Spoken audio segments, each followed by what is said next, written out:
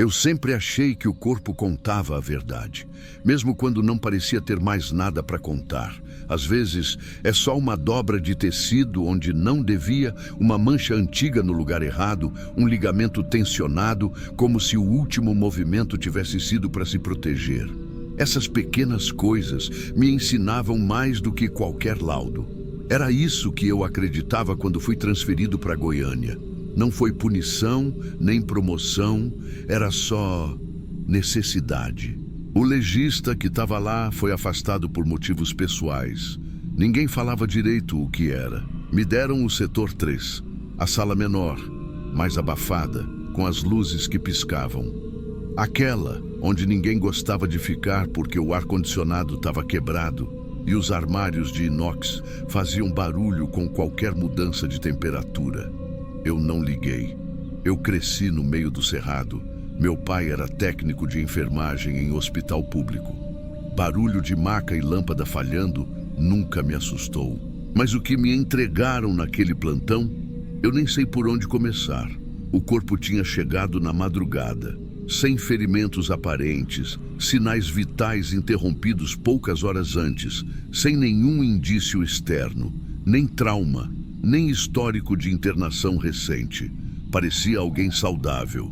30 e poucos anos, homem, aparentemente dormindo. Eu comecei o protocolo. Verificação externa, coleta de amostras, fotografias, tudo normal. Mas aí veio o raio-x. Tinha uma sombra, bem no centro do fêmur esquerdo. Não era fratura, não era calcificação. Era algo cilíndrico, perfeitamente cilíndrico. Na hora pensei em um erro no equipamento, mas quando refiz a imagem de outro ângulo, a sombra estava lá, idêntica, um cilindro fino, como se tivesse sido inserido dentro do osso, bem na cavidade medular. E não tinha marca de acesso, nenhuma lesão na epífise, nada nos tecidos em volta. Como aquilo foi parar ali? Eu já tinha visto placas, pinos, até prótese artesanal improvisada em interior. Mas aquilo não batia com nenhum material médico. Era menor que um palito de fósforo, mas com densidade de metal leve. E estava completamente fechado dentro do osso. Fui atrás da ficha completa do corpo. Não constava nome do hospital de origem, nem da funerária. Só um nome, sobrenome e CPF.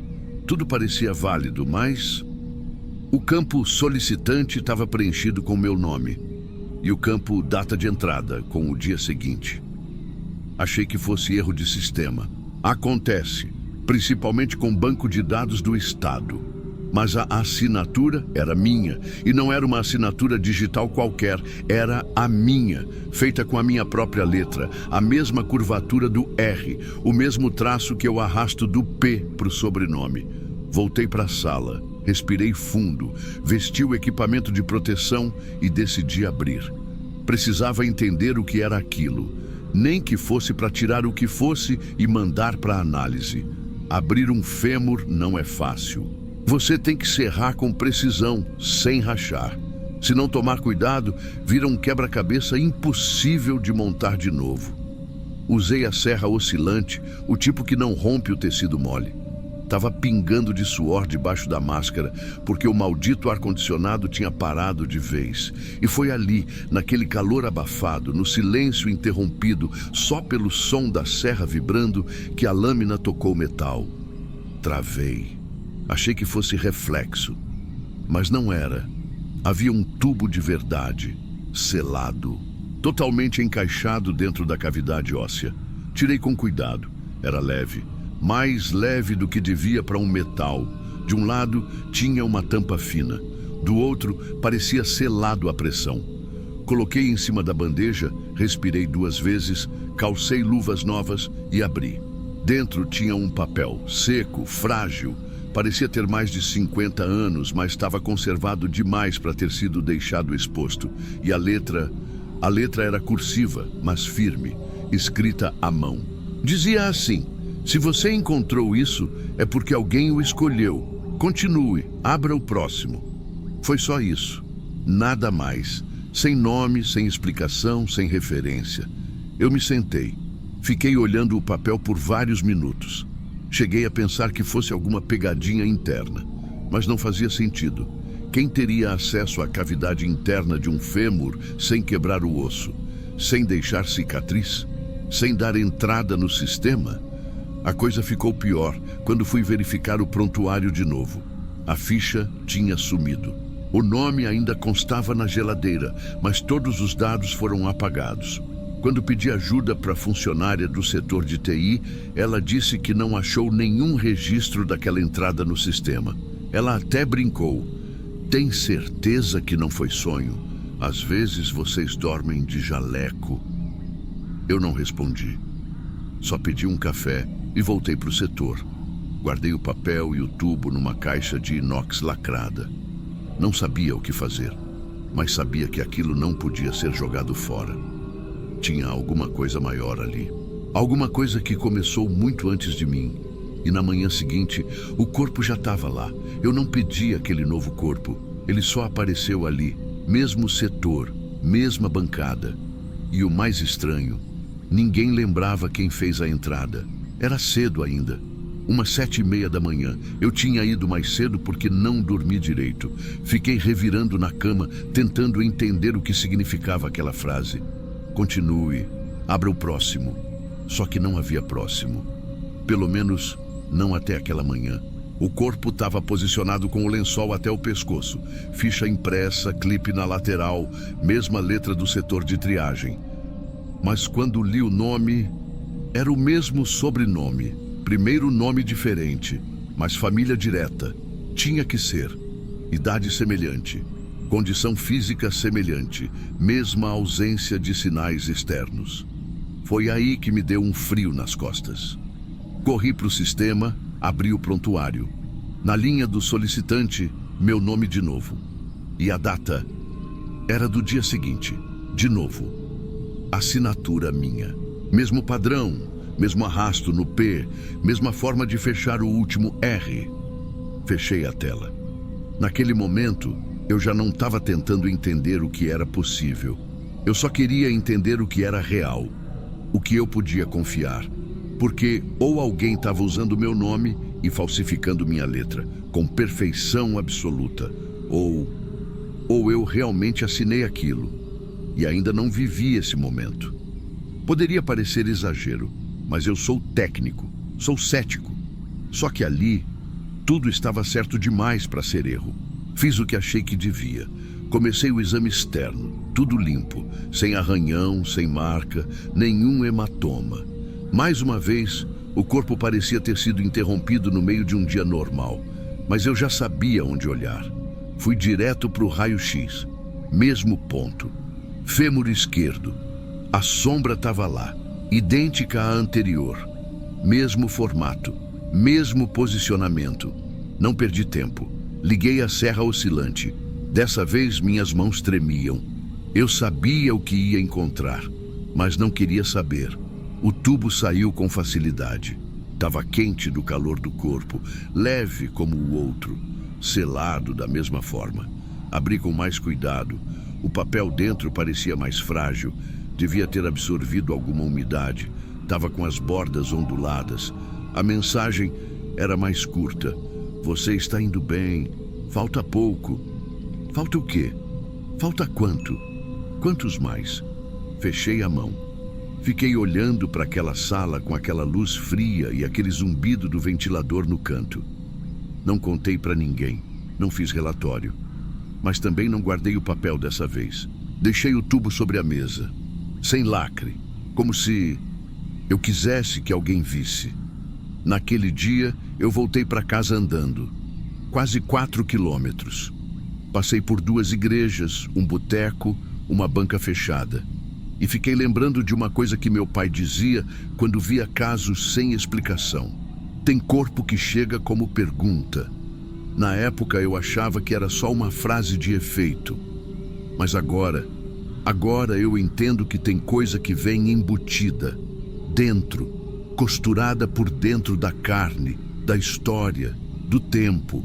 E quando você abre, não é só matéria que sai. Na semana seguinte, não recebi mais nenhum com o mesmo padrão. Pelo menos não ainda. Mas 2 coisas começaram a acontecer. A primeira: toda madrugada, às 2h47, o sistema do setor 3 atualiza sozinho. Não é o sistema do IML inteiro, só o do setor 3. E sempre aparece uma ficha com um nome incompleto. Às vezes, só um sobrenome. Às vezes, só iniciais. Tudo com data futura. Tudo com meu nome como solicitante. A segunda coisa foi pior. Eu comecei a sonhar com a bancada. Mas o que estava deitado nela era eu. Mesmo jaleco, mesma calça, mesmo corte na perna esquerda que eu tenho desde os 15 anos.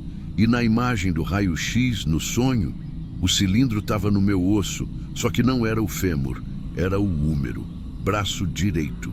Na terceira vez que tive esse sonho, eu acordei com o braço doendo. Fui no hospital da universidade onde eu dava aula. Pedi uma tomografia com desculpa de que tinha sentido um formigamento contínuo. O médico era meu colega. Não fez pergunta demais. Quando vi a imagem, a princípio não entendi, mas tinha algo no canal medular. Pequeno, redondo, como uma sombra densa, compacta, igual às outras. Eu fechei o laudo. Fui para casa e dormi 14 horas seguidas. Eu não sei o que aquilo é, não sei quem está colocando, ou quando, mas sei que alguém sabe, alguém está registrando, enviando, escolhendo. E por alguma razão, fui eu que abriria.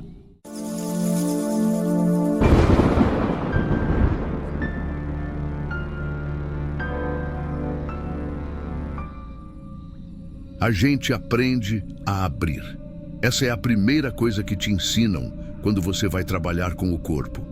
Abrir, não hesitar. Faz parte do protocolo, faz parte da função, faz parte do que é ser útil naquele lugar. Mas ninguém ensina o que fazer quando você abre, e o que tem dentro não devia existir.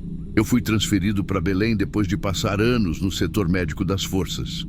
Quebrei na metade, como dizem. Não foi um colapso desses que saem no jornal, foi mais lento. Uma mistura de insônia com tremor na mão e apatia demais para segurar bisturi perto de alguém vivo.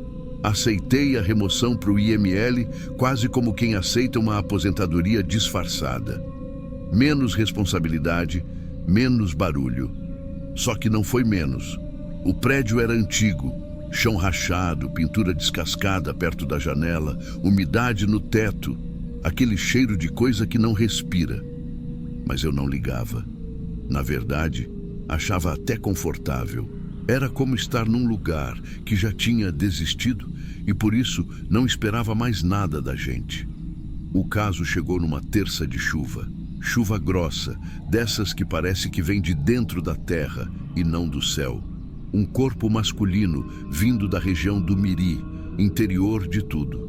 Segundo o que veio no formulário, tinha sido resgatado perto de um igarapé, já sem sinais, enrolado numa rede com plástico preto. Sem documento, sem ninguém para reconhecer. A suspeita era afogamento. Eu não ia abrir naquele dia. Só fui ver o saco para conferir o lacre e assinar a chegada. Mas uma coisa me chamou a atenção, e não foi nenhuma coisa óbvia. Foi o peso, a distribuição dele. Sabe quando você segura um saco pesado e sente que o peso não está onde devia? Não era centralizado. Estava mais denso na parte superior, como se a região das costas e ombros fosse sólida demais. Eu pensei em trauma, pensei em edema. Não me passou mais que isso. Na manhã seguinte, preparei a mesa com o técnico de apoio.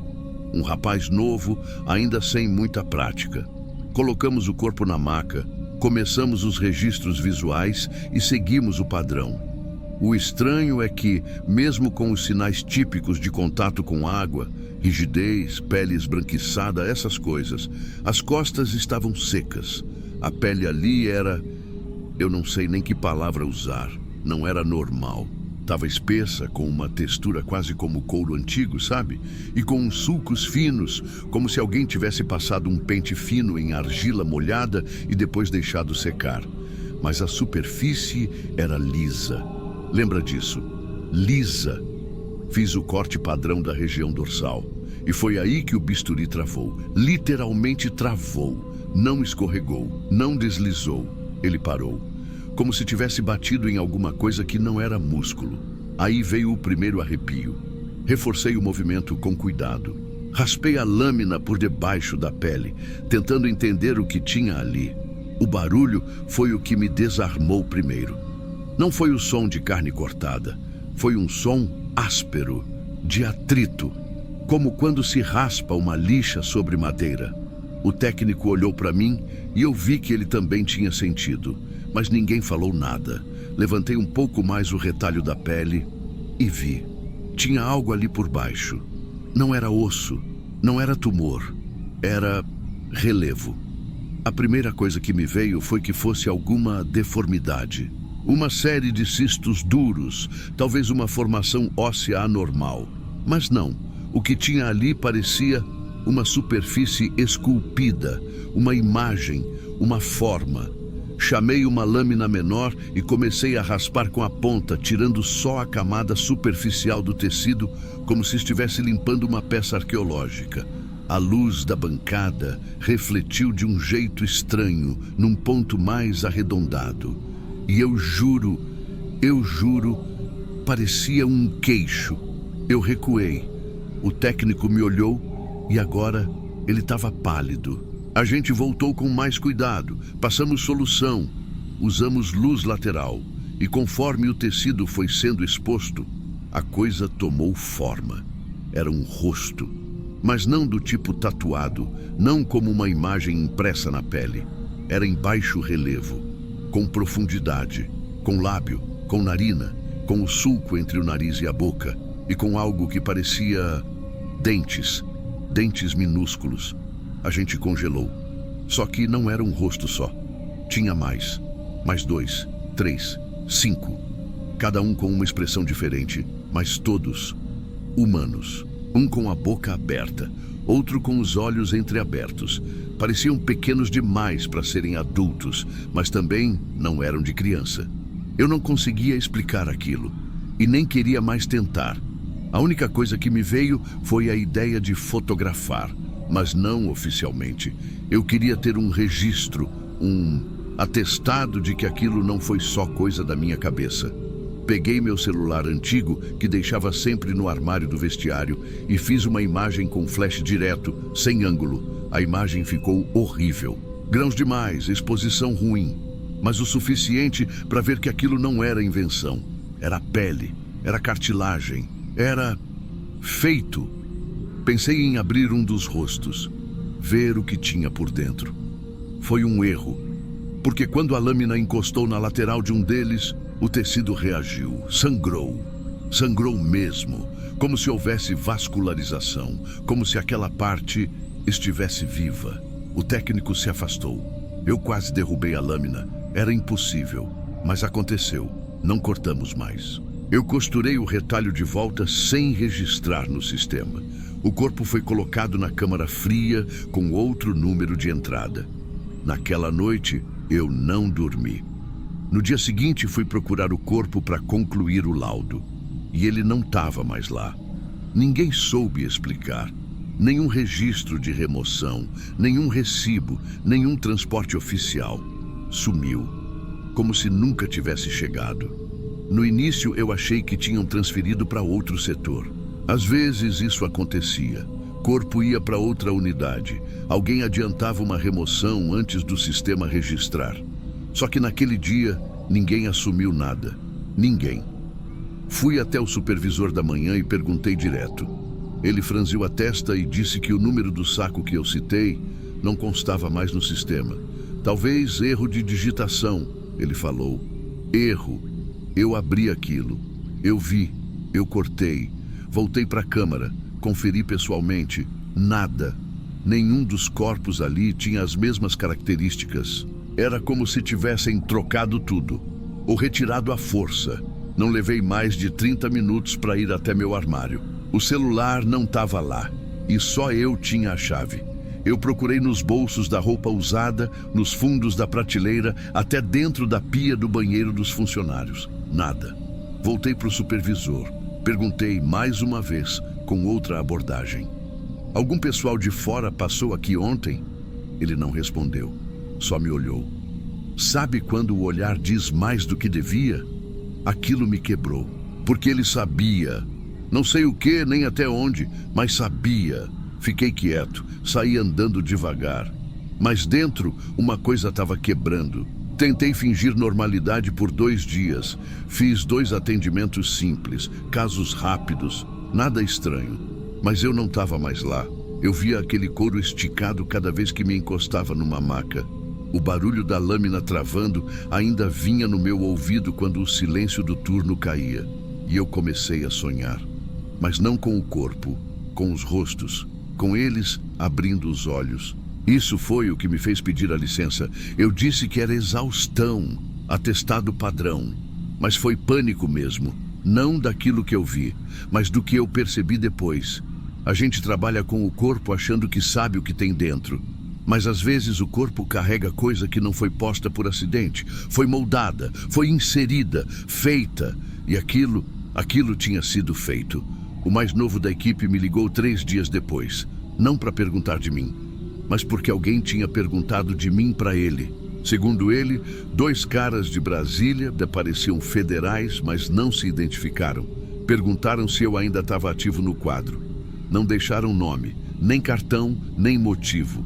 E aí eu soube, tinha sido visto.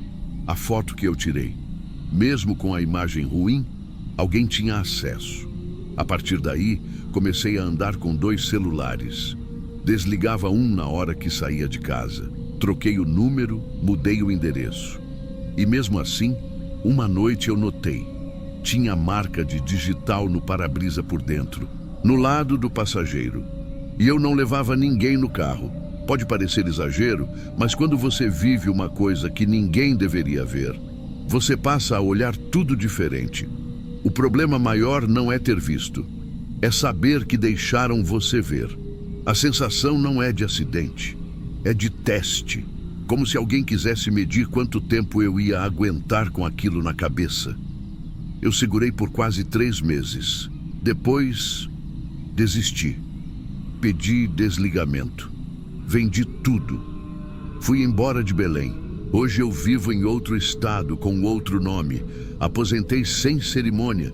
E se você está ouvindo isso agora, é porque o que eu vi ainda não saiu da minha cabeça. Eu não estou tentando provar nada, nem convencer ninguém. Só estou tentando não carregar sozinho. Porque aquele rosto, aquele primeiro, ainda me olha às vezes quando eu fecho o olho. E ele não era deformado, não era acidental. Ele estava calmo, com a boca entreaberta, como se ainda quisesse dizer alguma coisa, mas nunca diz. E talvez seja isso o pior. Talvez ele só esteja esperando que alguém diga por ele.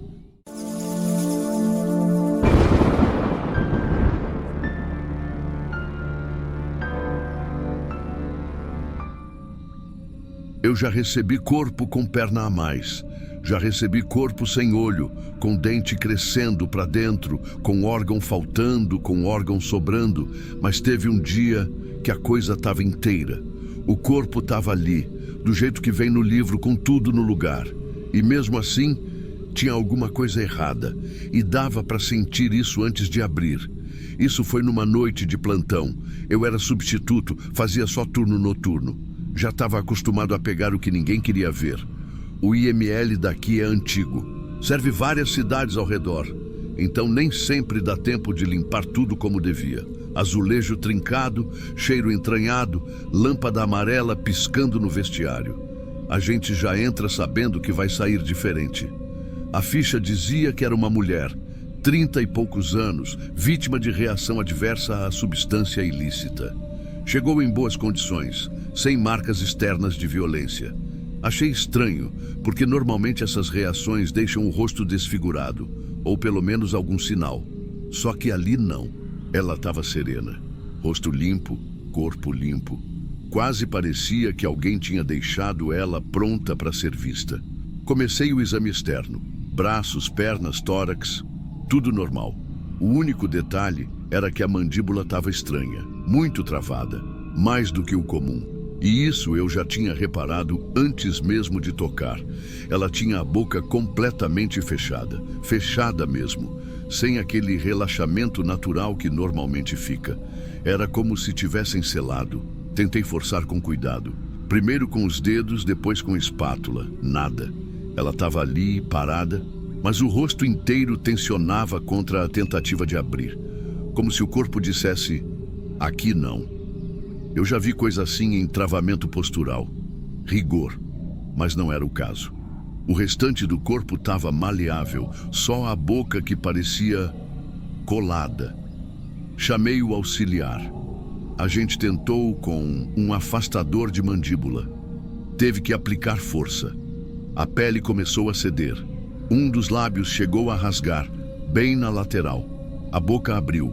E eu juro, na hora que abriu, eu fiquei com a sensação de que não devia ter feito aquilo.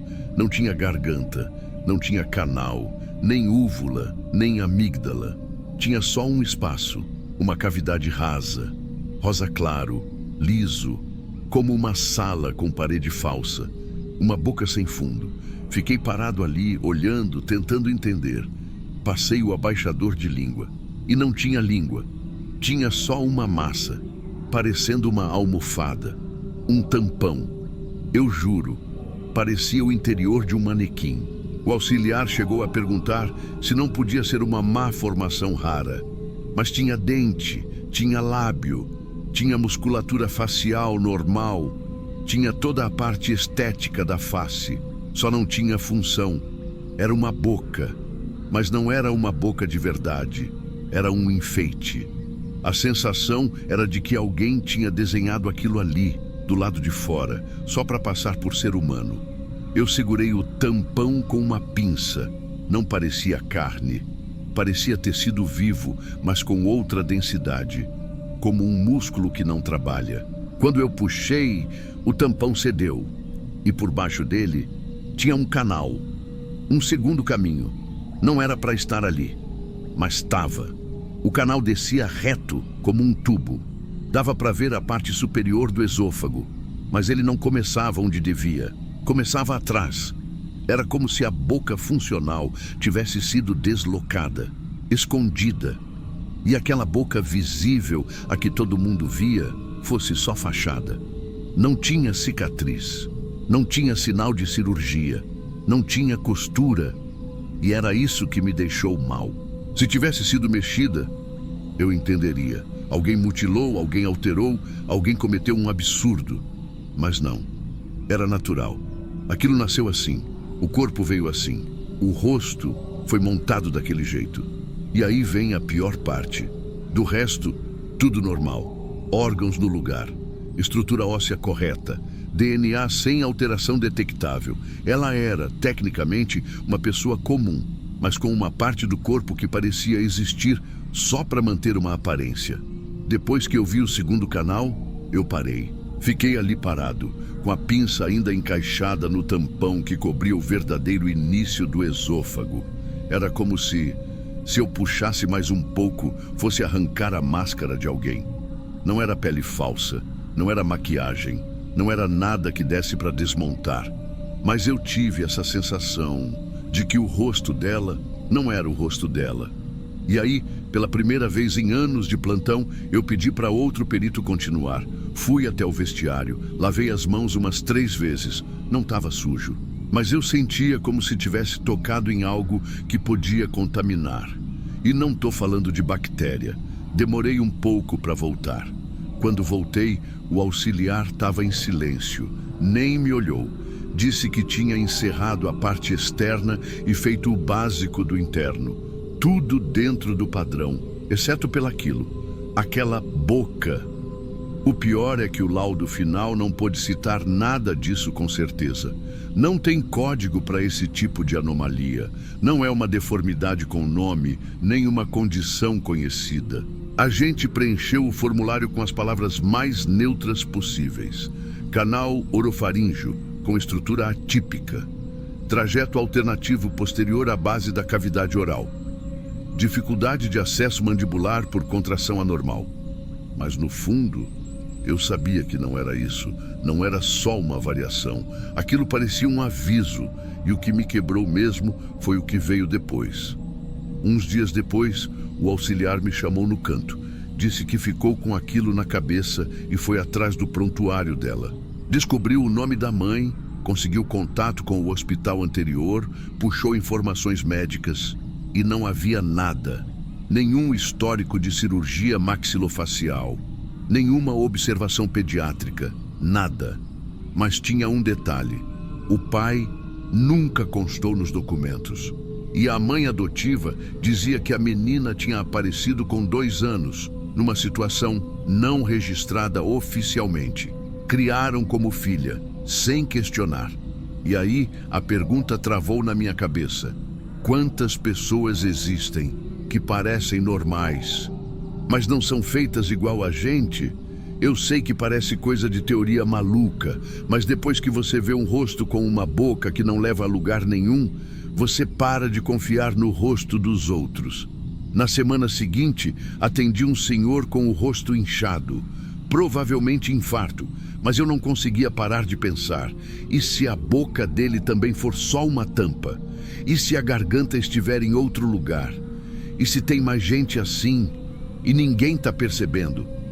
Comecei a revisar laudos antigos, fotos, relatórios, arquivos de décadas atrás, e não achei nada parecido. Mas também não achei nenhum que provasse que não havia. É esse o tipo de coisa que se esconde dentro do normal. Você nunca procura, então nunca vê. Hoje eu ainda trabalho como substituto. Faço plantão uma vez por semana, quando chamam. Mas toda vez que chega um corpo que está certinho demais, que tem o rosto muito simétrico, a pele limpa, tudo muito calmo, eu paro e fico observando a boca. Tem corpo que chega com a verdade aberta. E tem corpo que chega como se fosse feito para enganar. E desde aquele dia, toda vez que alguém sorri para mim, eu penso: essa boca serve para quê?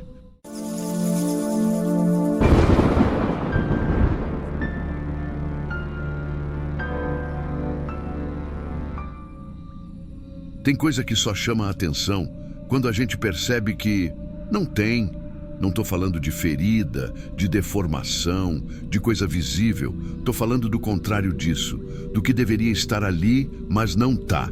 E é isso que me acompanhou até hoje. Não o que vi, mas o que não vi. Trabalho com necropsia há mais de 15 anos. Aqui no setor B, em Manaus, que é onde desemboca tudo quanto é caso vindo pelos rios. O povo acha que chega de barco só corpo resgatado da água. Mas não é só isso, não. Vem corpo perdido, corpo largado, corpo sem nome, corpo de tribo, corpo de lugar que nem registro tem. É um tipo de silêncio que a gente aprende a reconhecer. E é sempre ali, naquela sala comprida, com cheiro de formol misturado com umidade do azulejo. Aquela luz que nunca esquenta, aquele ruído abafado dos refrigeradores e o barulho da lâmina do bisturi cortando como se fossem borracha. Eu aprendi a olhar com precisão, com calma. E, principalmente, aprendi o que é o normal. Por isso que eu notei.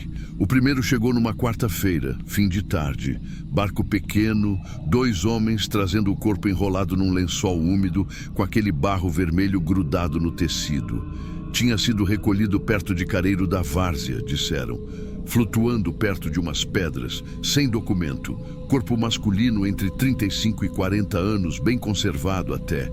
Um pouco inchado como esperado, mas dentro do esperado. Não era um caso incomum. Mas quando fui lavar para começar o exame, percebi algo estranho. A pele não marcava. É difícil explicar isso. Quando você pressiona a pele de alguém que passou por tempo dentro d'água, forma um afundado, uma diferença de cor, uma saturação desigual. Ali não.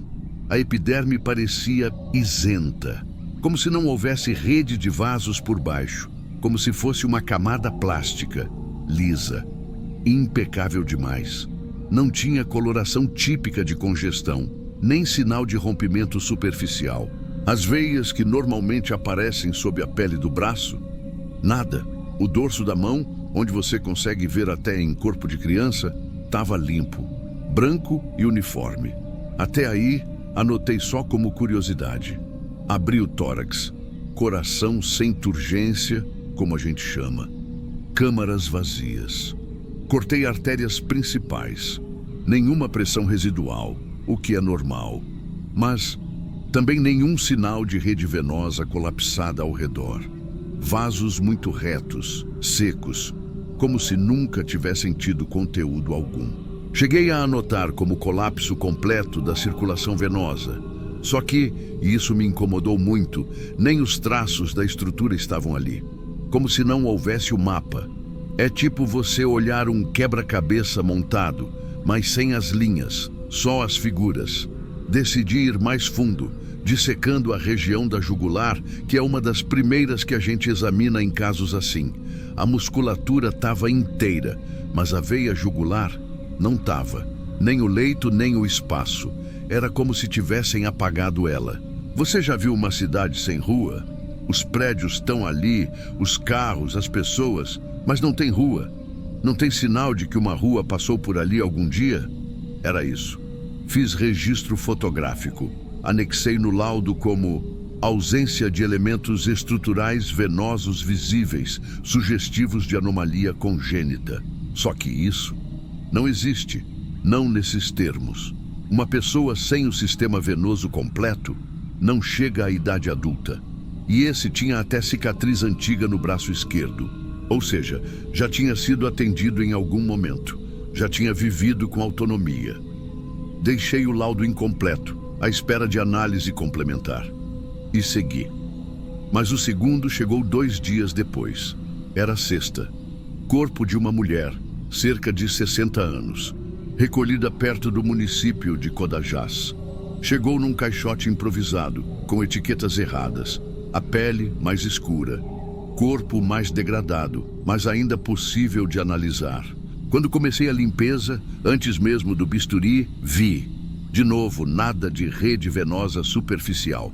Na parte de trás da perna, que é onde sempre tem veia visível, especialmente em pessoas mais velhas, não tinha nada.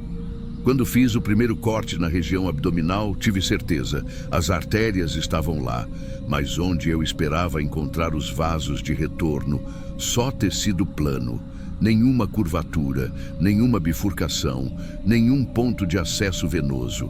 Os órgãos estavam todos ali, mas pareciam estéreis, como se nunca tivessem feito parte de um ciclo. Estavam limpos, sem saturação, sem pigmentação. Era como abrir uma maquete de corpo humano. Tudo no lugar, mas nada funcionando. Só que aí vem o que me deixou quieto até hoje. Na base do pescoço da mulher, quase na altura da clavícula, uma cicatriz finíssima. Não era corte recente, mas também não era de trauma antigo. Parei a necropsia. Fui buscar uma pinça exploratória. Toquei na região. Estava firme. Debaixo da pele tinha um objeto. Pequeno, rígido, circular. Fiz incisão com muito cuidado e retirei um disco metálico, achatado, não maior que uma moeda de R$1. Sem fio, sem chip visível. Liso, exceto por uma gravação minúscula, quase invisível a olho nu. O teste falhou. O objeto foi imediatamente separado, embalado, fotografado. Mandei para setor de análises, mas deixei claro que queria retorno. Nunca recebi. O protocolo era esperar 30 dias para nova tentativa de contato com a família, se é que existia alguma, e liberar o corpo para sepultamento público.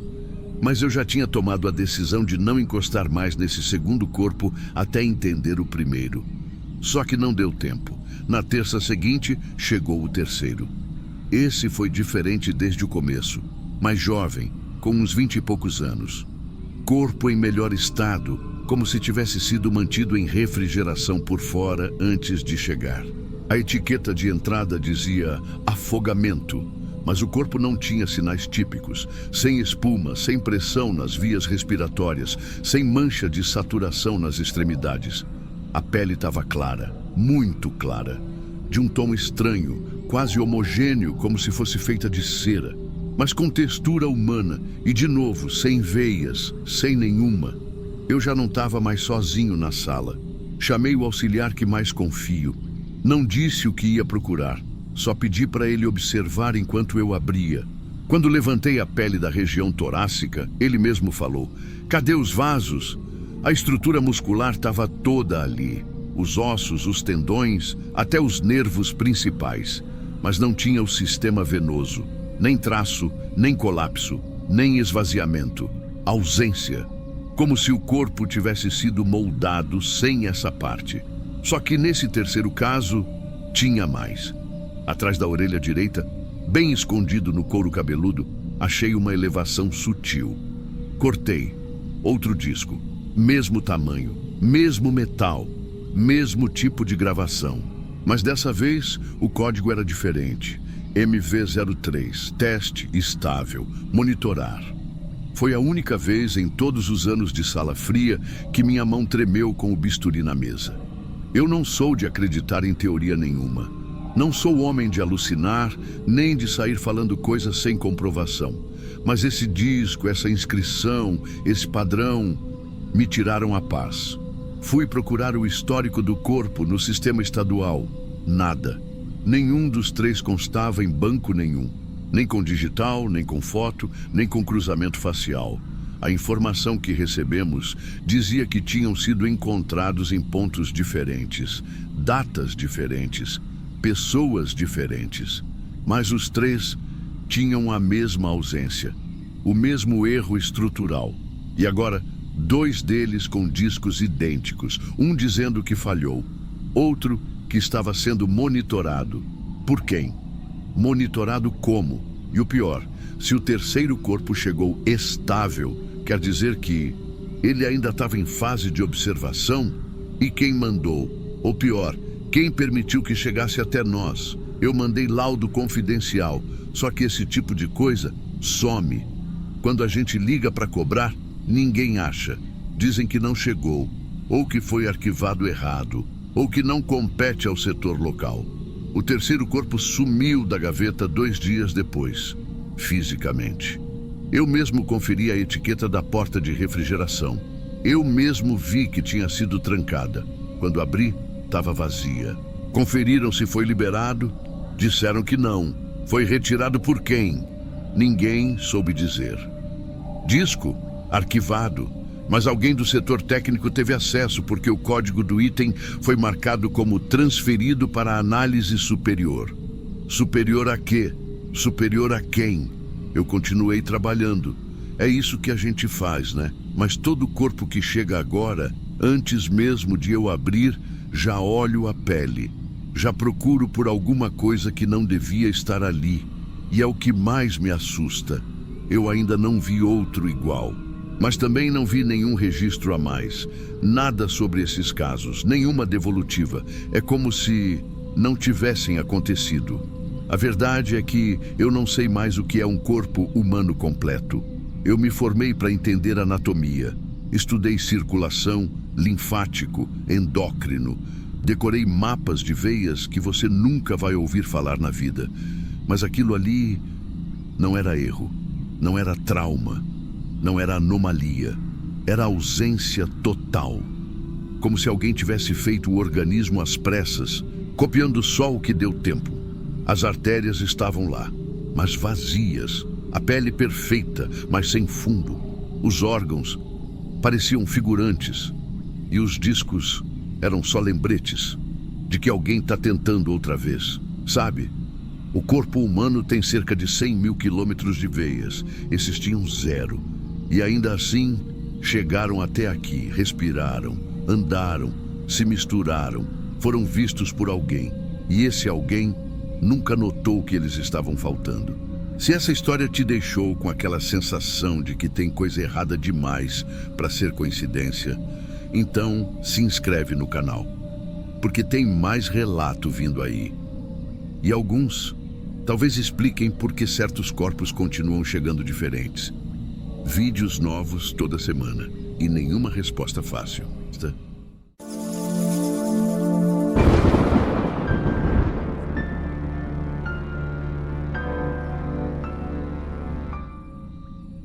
Eu nunca começo falando da parte mais estranha. O pessoal acha que por trabalhar aqui, a gente tem sempre um caso bizarro pronto para contar. Mas não é assim. A maior parte do tempo é só trabalho. A gente segue protocolo, identifica, pesa, mede, documenta tudo. O que tem de diferente costuma vir depois, muito depois. E às vezes nem é tão visível assim. Só que tem um dia que ficou atravessado. Não por grito, nem por imagem forte, mas pelo jeito que aquilo se recusava. Eu estava no plantão de terça, turno da manhã, no IML de Porto Alegre. Era um dia frio, céu sem cor. A equipe era pequena, só eu, um técnico e o motorista da remoção externa, que já estava saindo de novo. Na maca veio um homem, pele clara, uns 25 anos, 30 no máximo. Lesão visível na parte torácica, mas nada grotesco, sem documentos. Foi trazido como vítima de colisão urbana com suspeita de deslocamento cervical. Estava em condições estáveis, quero dizer, externas. Não era um daqueles casos que chegam comprometidos. Como não tinha identificação, a norma era simples. Fazer o procedimento de conservação básica com injeção de formol em pontos estratégicos para manter a integridade por mais tempo até que alguém reconhecesse. Fiz tudo como manda o protocolo. Preparei a solução a 10%, medi proporcional ao peso estimado. A gente costuma calcular por quilo, 10 ml por quilo de massa. Mas nesse eu decidi usar um pouco mais, porque o tempo de reconhecimento podia se estender. Foram 1.100 ml no total. Mais do que o habitual, mas perfeitamente aceitável. Primeira tentativa, no braço esquerdo. A agulha entrou fácil, a pressão estava correta, mas nada aconteceu. Não houve resistência, mas também não houve absorção. O líquido simplesmente voltou. Eu achei que fosse problema no ponto. Tentei no antebraço, depois na jugular, depois direto nos vasos femorais. Nada. O formol escorria, como se não tivesse carne ali. Não era vazamento, não era extravasamento. Era rejeição. Foi aí que pedi para o técnico, o Paulo, trocar o kit e trazer o outro jogo de agulhas. Eu já estava começando a achar que era algum erro nosso. Mas mesmo com o novo equipamento, o resultado foi o mesmo. Decidi abrir para fazer a infusão interna. Cortei a pele abaixo do externo e tentei acessar a cavidade torácica para fazer o procedimento direto nos tecidos mais profundos. Só que a lâmina não deslizou como deveria.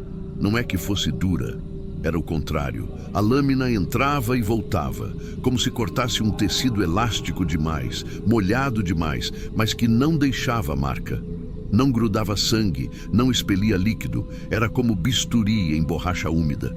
Nesse ponto eu parei, porque eu já vi carne enrijecida demais e já vi carne líquida, decomposta, comprometida, mas nunca vi um tecido que não fosse nenhum dos dois.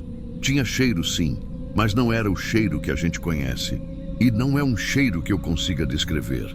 Era leve, quase imperceptível, mas errava no fundo como algo que o nariz reconhece, mas o cérebro não processa.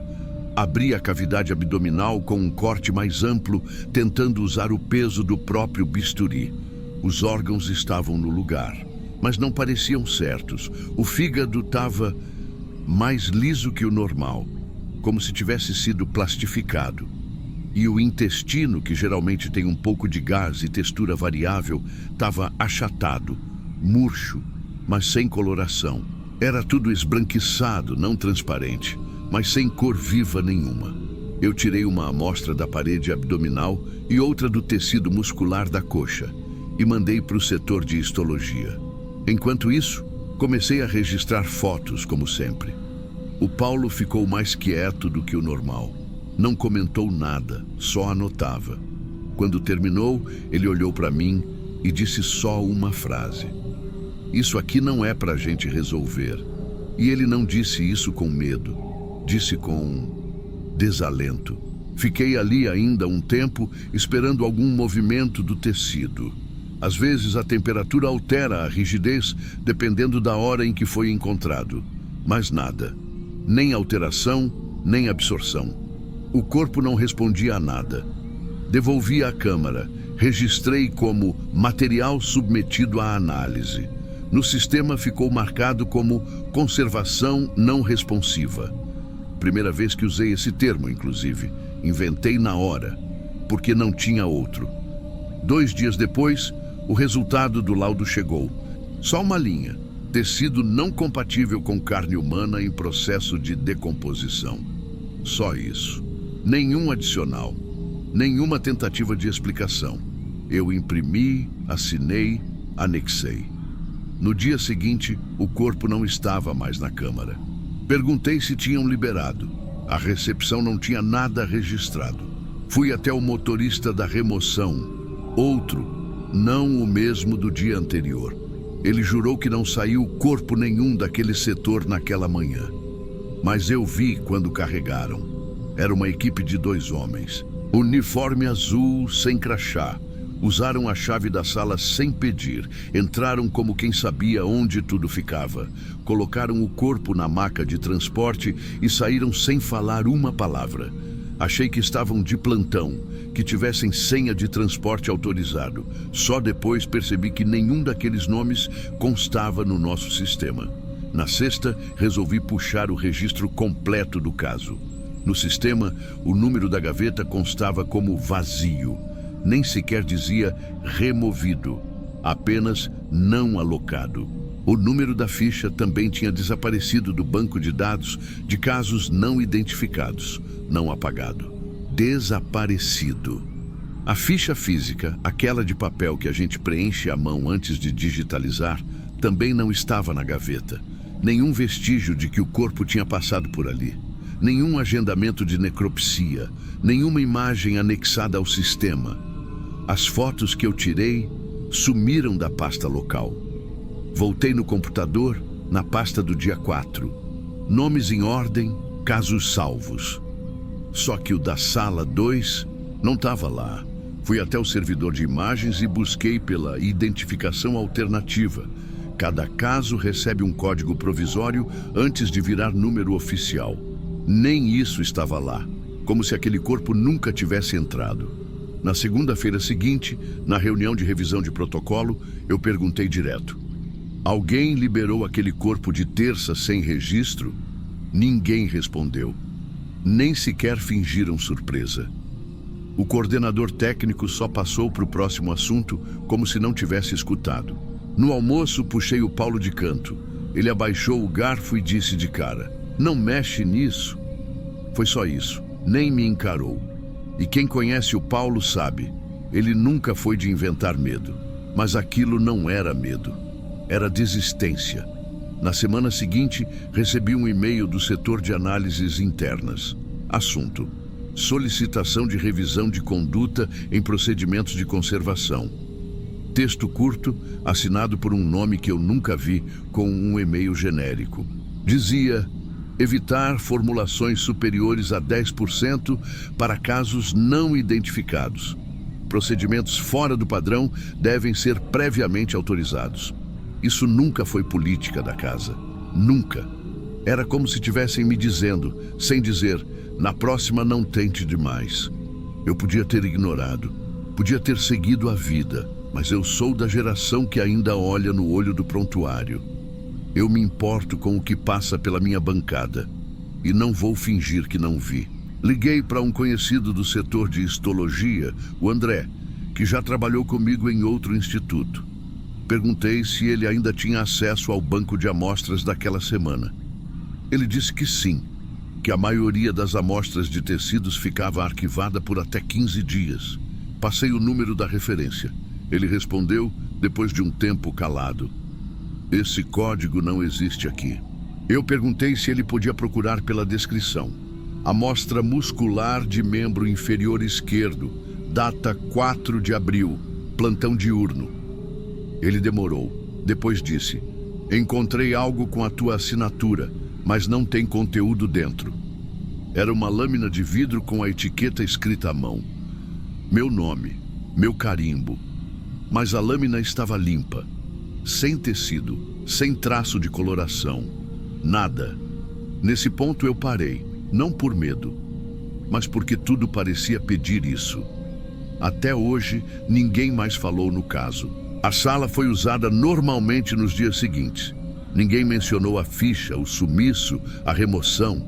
E talvez seja isso o que me deixou mais inquieto. Não foi o tecido estranho, nem a ausência de resposta ao formol, nem os órgãos com textura errada. Foi o silêncio. O silêncio é o que fica. Porque quando alguém apaga um corpo de todos os sistemas, não está tentando esconder um crime. Está tentando esconder o que aquele corpo era. E se ninguém pode registrar, ninguém pode questionar.